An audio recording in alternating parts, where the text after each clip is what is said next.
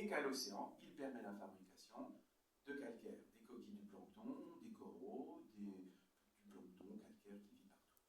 Le calcaire qui vous entoure dans la région d'Avignon, qui constitue le mont Ventoux en particulier, c'est du CO2 d'atmosphère ancienne qui est stocké là pour des durées très longues et qui a été stocké grâce à la réaction d'altération chimique de roches qui aujourd'hui ont disparu puisqu'elles ont été mangées parce qu'elles ont absorbé le gaz carbonique.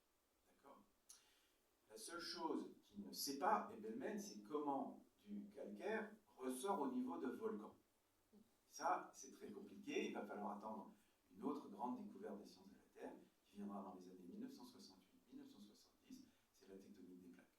Il ne pouvait pas le savoir, mais quand même, il avait intuité que ces calcaires, une fois enfouis dans les profondeurs du globe, alors ne lui en demandez pas trop, mais redeviendraient du gaz carbonique dans l'atmosphère. Donc il boucle la boucle.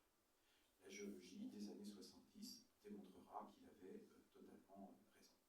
Bref, ce que je suis en train de vous dire, c'est qu'Ebelmen est l'inventeur du fameux cycle du carbone, ou plus exactement d'un des cycles du carbone, le très long, le géologique, celui dont on ne vous a probablement, et j'espère me tromper, mais probablement jamais parlé. Car ces vitesses de transformation sont très lentes. D'accord ? Elles ne peuvent jouer qu'à des échelles de temps longues.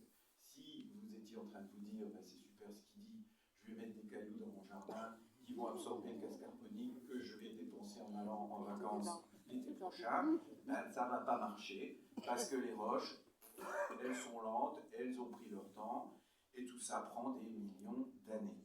Mais n'ayez pas peur, cela dit, des millions d'années, je reviendrai là-dessus. Ce qu'a fait Ebelmen, c'est qu'il a animé l'inanimé. Et aujourd'hui, notre discours, c'est vraiment ça qu'il faut qu'on fasse. Réanimer des choses qu'on croyait figées, ce décor, la nature, qu'on pensait ne pas réagir à nos actions. Il établit la parenté entre une roche volcanique et un calcaire. Il dit que les roches, finalement, sont des êtres vivants, sont comme des êtres vivants, elles respirent, elles évoluent, elles ont une fonction.